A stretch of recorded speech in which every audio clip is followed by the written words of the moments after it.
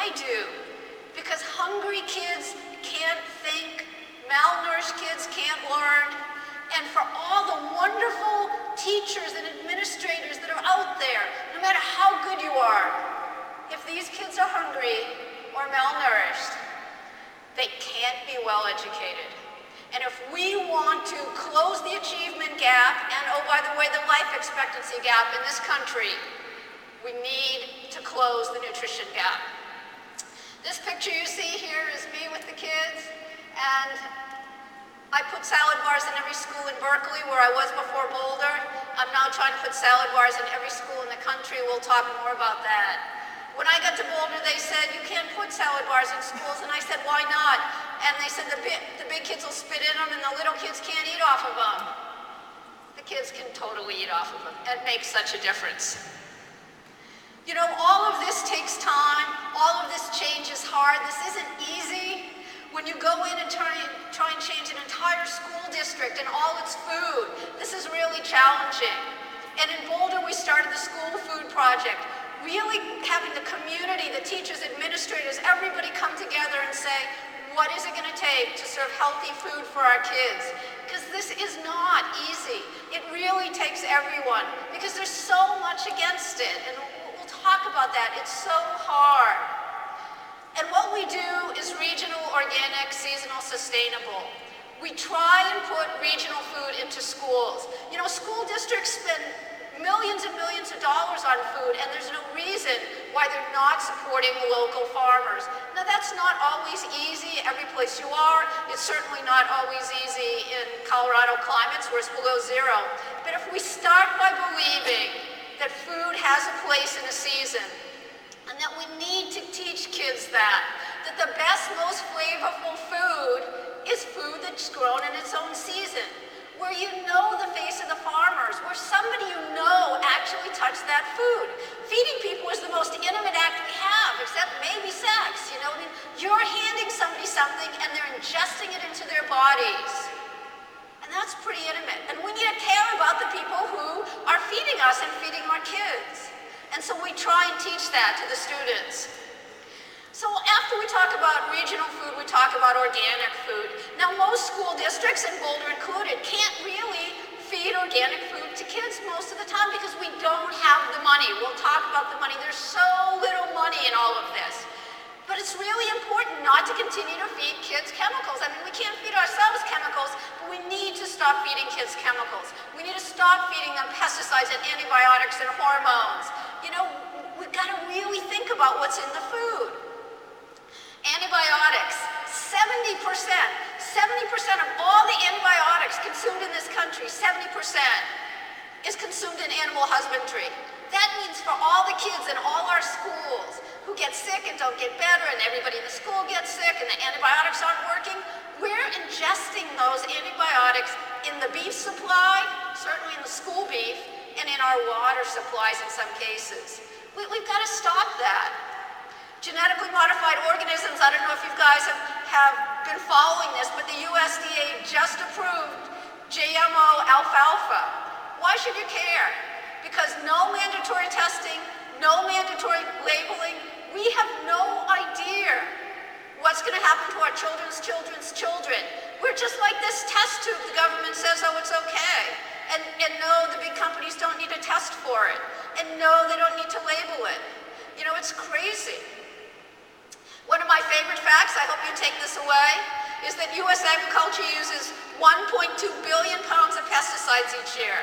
1.2 billion pounds. So what does that mean?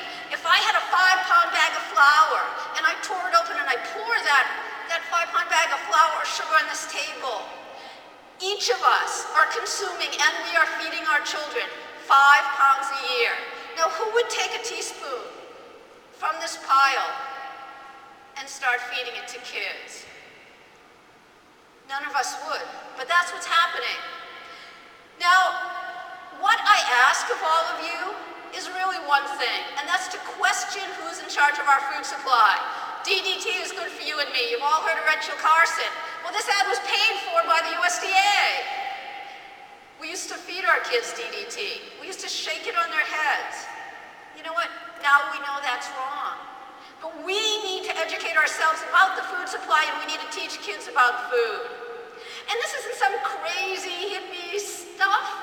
I just want sustainable food. I want healthy food. Triple bottom line, people, planet, profit. We can do all of these things, but we can't have a food supply that makes our kids sick, and we can't have a food supply that makes the planet sick. It's not going to work. We really have to do something different. Healthy kids, healthy food, healthy planet. So why is this so different? Well, just 200 years ago, 95% of us grew food, and now less than 2% of us grow food. We live in a country where there's more prisoners than farmers. 2.1 million prisoners, 1.9 million farmers. It costs $35,000 a year to keep a prisoner in prison, and most of our schools are spending less than $7,500 to teach our kids, which all of you know. Really imbalanced, right? And what is all this about? This is all about really big companies. 10 companies control 90% of the seeds in America. 10 companies control 90% of the food in grocery stores. Monsanto and DuPont, they bought us Agent Orange and stain-resistant carpet. They're in control of our food supply. Monsanto's the company that just got that GE alfalfa passed. And what this means is we've got really bad food often going into schools. We hear about these recalls, the peanut butter. We hear about the cows, the downer cows in our food supply. Ammonia in our beef that we send into schools. This is crazy. Oftentimes the worst, the least expensive food goes into schools, and it is what's supposed to power our kids so you all can educate them. What kind of sense does that make? Our food supply is actually making our kids sick. The CDC, the Centers for Disease Control, have said that of the children born in the year 2000, 10, 11-year-olds today in all of our schools, that 1 out of every 3 Caucasians and 1 out of every 2 African Americans and Hispanics are going to have diabetes in their lifetime. Crazy. And more, they've said that of those same children born in the year 2000, they will be the first in our country's history to die at a younger age than their parents because of what we feed them. And whether we're feeding them as I am, as a lunch lady, or as parents, as caregivers, or in the snack programs in schools, we are making our kids sick with food. And the kids don't get to decide. If we're letting 12-year-olds make all the decisions, we should all be in therapy. You know, we make all kinds of decisions for kids in America. Schools are drug-free zones. Schools are cigarette-free zones. Schools are supposed to be sex-free zones. Well, then why wouldn't they be junk-free zones?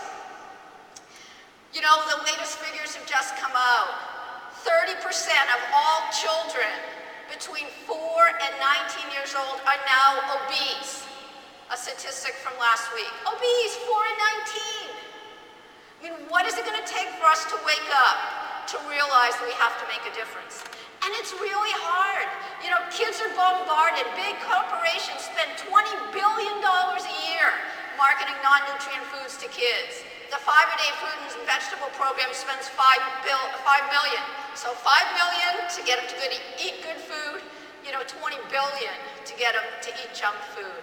And most of that is for non-nutrient foods. Our kids are bombarded with what's supposed to be cool food. We're bombarded to eat more and more and more. Advertisements everywhere.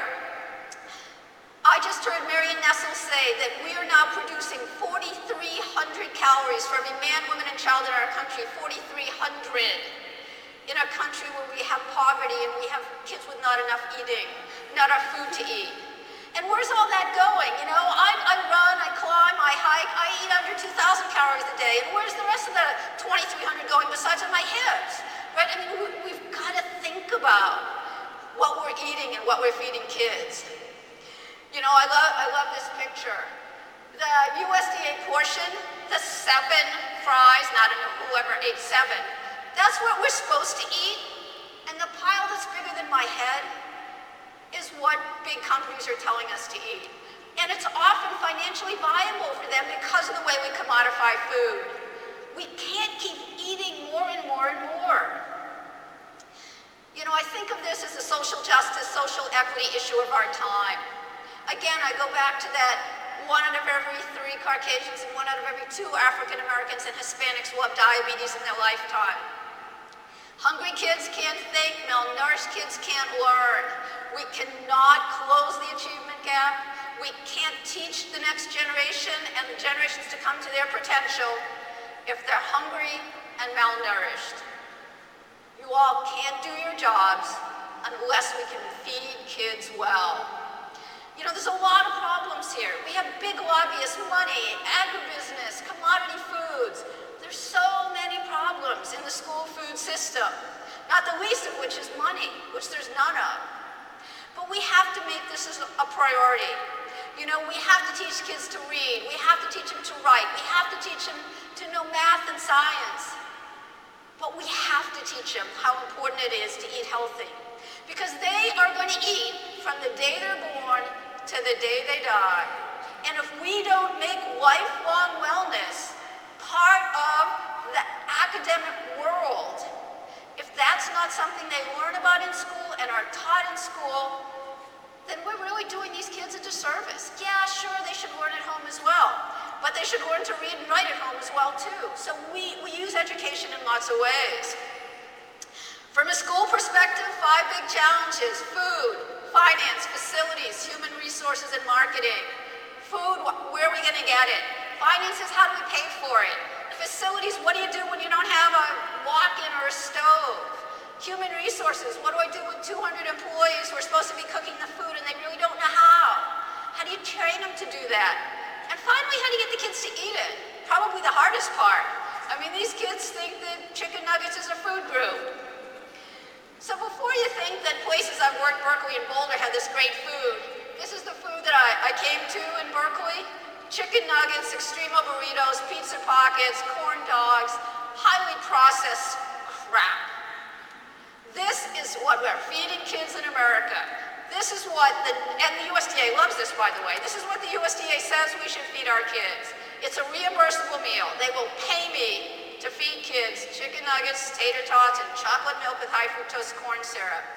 And that's wrong. And then, what do we say we can sell kids in schools? Most schools sell stuff. And in case you can't see, those are pink Danish and cupcakes and corn nuts and, you know, what are we thinking that this stuff is sold to kids in schools? You know, we don't need to sell stuff to kids in schools, and if we are so undervaluing education in America that we have to sell junk to kids to pay for everything from footballs to erasers, then as a nation, we need to really rethink what we're doing.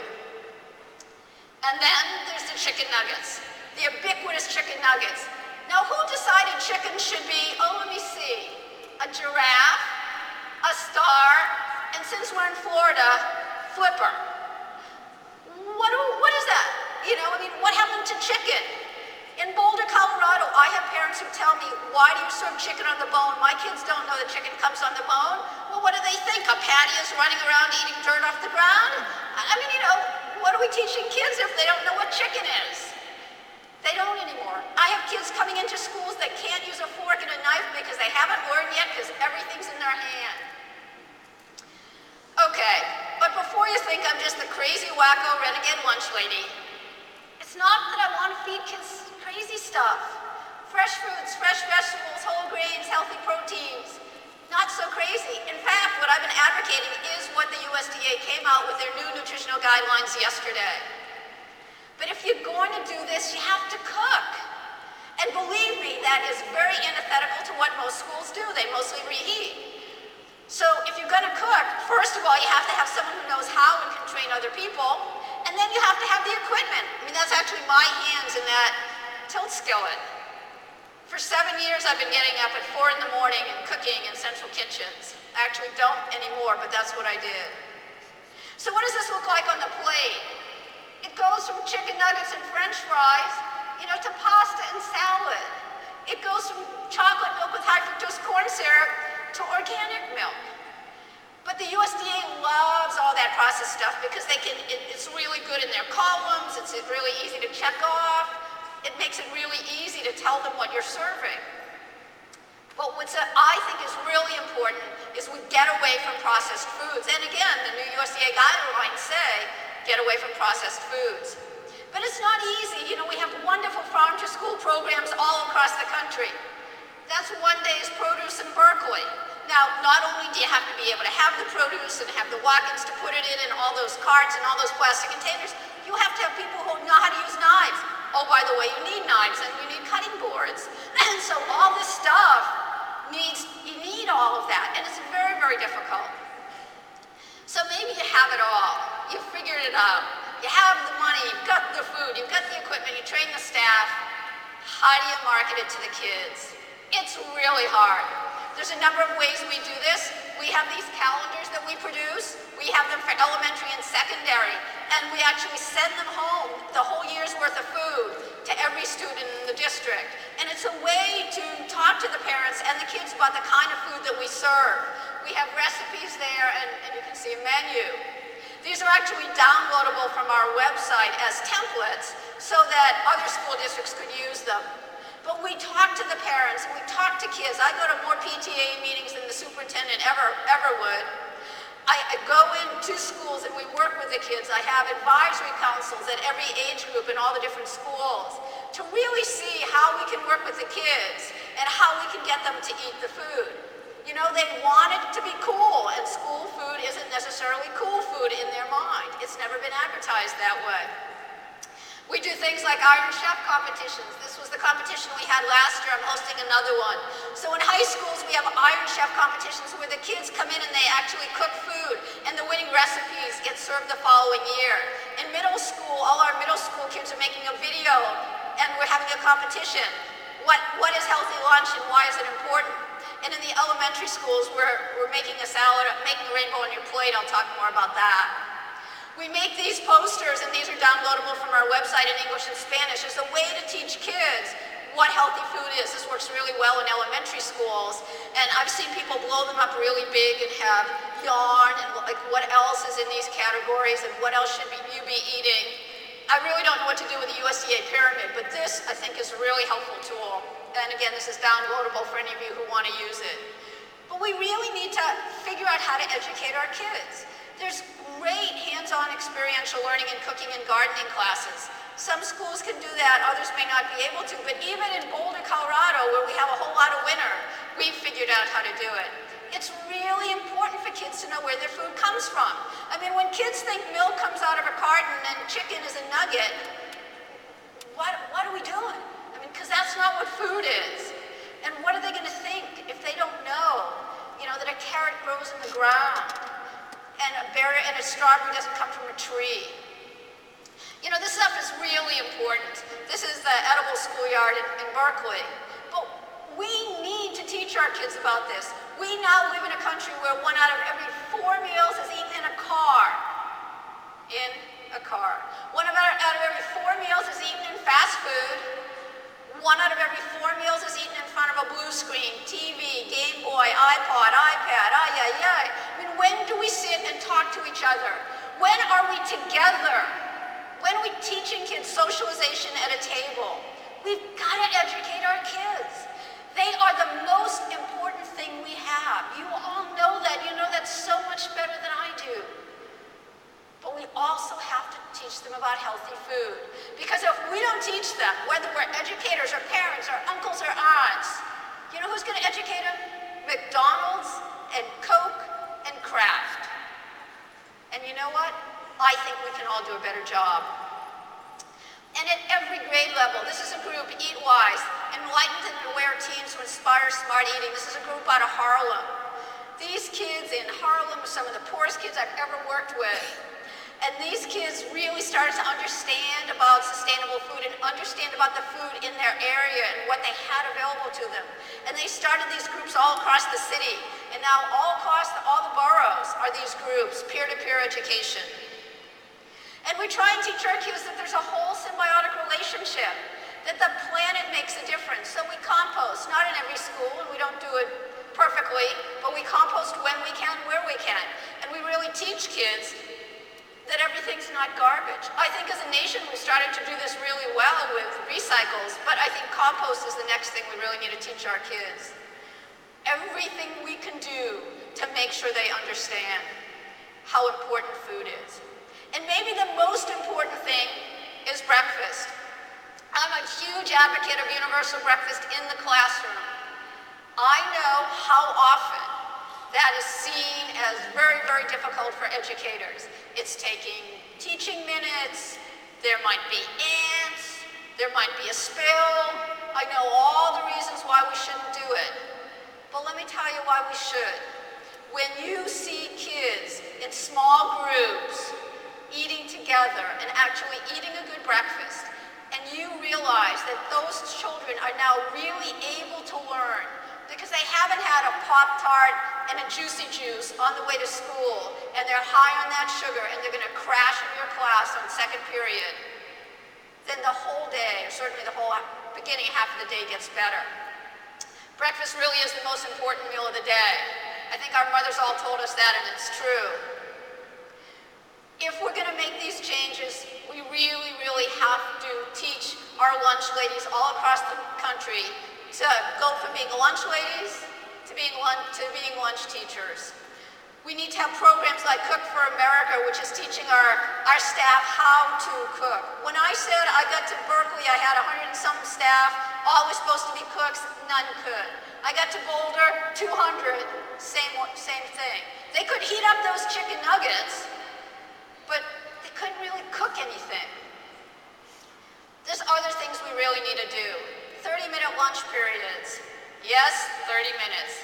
I'm sure there's very few schools represented here where that's the case. In Boulder, we're lucky if we have 20, 22 minutes. But it's really important.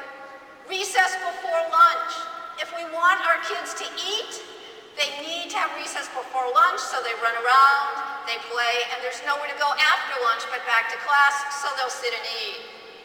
You know, these are little things, and I know when I say recess before lunch, administrators are going to start pulling their hair out because it's a scheduling nightmare in a lot of schools. But what we see if we don't do it is the kids, especially boys but girls as well, will come in, eat 2 bites of something, throw it away so they can go play, and then what happens? An hour after lunch, they crash. These are the kids that when they get picked up from school at 3 o'clock are crying because they haven't had anything to eat. Now, this is not my idea, but I love this idea, and I floated it by Arne Duncan, and his staff seem to like it. If we want to have kids know about healthy food and know about healthy agriculture, put it on the SATs. Because you all know, when something's on an SAT, then the parents will learn about it, then the kids will learn about it, and it will become ingrained in our society. So I'm pushing it with Arne Duncan's staff, we'll see. But the hardest part about all this is the money. It all comes down to money, like in every school on every level. I don't know about all of you, but our school district got cut $11.5 million this year, and we're a pretty small school district with only 50 schools. So that hit hard. And it's in every school across the country. But school food has so little money. So here's School Food 101 finances. We feed 31.5 million kids every day school lunch. And it costs us about $9.5 billion for 5.4 billion lunches. And I say costs us because this is tax dollars. Now I think we need to add another dollar per lunch. And that would be another $5 billion. And people go, oh, how can we do that? There's no money. Well, you know, I want to talk a little bit about the no money thing. Right now, today in our country, we are spending $260 billion a year on 2 diseases, diabetes and obesity. That's $5 billion a week. We are now spending $3 billion a week on the wars that we're supposedly not in anymore. It is not that we can't afford as a nation, with our many trillion-dollar budget, to add a little bit of money to school lunch. It's really that we haven't made it a priority. But let's bring it down to us. Now, many of you heard that I spent last night on a red-eye. I haven't had that much sleep. And so I've had 2 lattes today. Not usual for me, but I did. One was at the airport. It cost me $4.89. One was in the hotel. I think it cost me $4 and something, I forget. $4. We live in a country where our daily coffee often is 4 or 5 times more, or coffee, or wine, or beer, or 10 times more than school lunch. Most schools are spending 85 to 95 cents per meal on school lunch, certainly less than $1. Less than $1 a day to feed our kids school lunch. Coffee, $3, $4. Beer, $3, $4, $5. A glass of wine at the airport last night, $12. That's the country we live in. And I think that if all of us think about that, we would think, oh, that's silly that I would spend 3 or 4 times more on a beer or a glass of wine or a coffee than we spend feeding our kids. We need to change that. As a nation, we need to prioritize our children's health. As a nation, we need to prioritize our children's education. We can't keep going this way. We need to fund education in America, we need to fund school lunch in America, and we need to have a balance where all of the money we pay in taxes goes to other things. And I know these are hard decisions, but you know what, I'm starting to get really hopeful. I've been working a lot with the USDA, and I'm now working a lot with Michelle Obama. And I'm starting to get really hopeful. We now have a First Lady who started the Let's Move campaign. We have a president who actually says that we need to feed kids better. We have school administrators and superintendents, and Arne Duncan with the Secretary of Education, and Vilsack, the Secretary of Agriculture. These people are actually standing up in rooms and saying, we need to feed our kids better food. So I'm starting to have hope. But as I said in the beginning, it takes all of us. So I'm asking all of you to help. And I want all of you to get everyone you know to help. And just do one thing. You know, a lot of people hear me talk, and I do this a lot, and you know, they get overwhelmed, and it's like, ugh, it's such a big problem, we can't fix it, or, oh, you know, somebody else is gonna do that, whatever. But if every single one of us do one thing, and get other people we know to do one thing, then slowly but surely, we'll be able to make changes for our kids. And we really need to do it for the kids. So what I'm doing, besides my day job, where we do about 10,000 meals a day, which keeps me kind of busy, and besides that, I run around the country doing these kind of events, talking to people about school food. I have my own foundation, the Food Family Farming Foundation. We've partnered with Michelle Obama's Let's Move, and we're trying to put salad bars in every school in America. Some of you got some cards from me, and anyone who wants a salad bar in their school can come up and get a card after. We need to put 6,000 salad bars in schools in the next 36 months. This is the website. We've partnered with Whole Foods Market, United Fresh, and the National Fruit and Veggie Alliance. So we're raising $15 million to get salad bars into schools so kids can have fresh fruits and vegetables. That's one thing. That would be one thing a school could do. But that's not the only thing we're working on.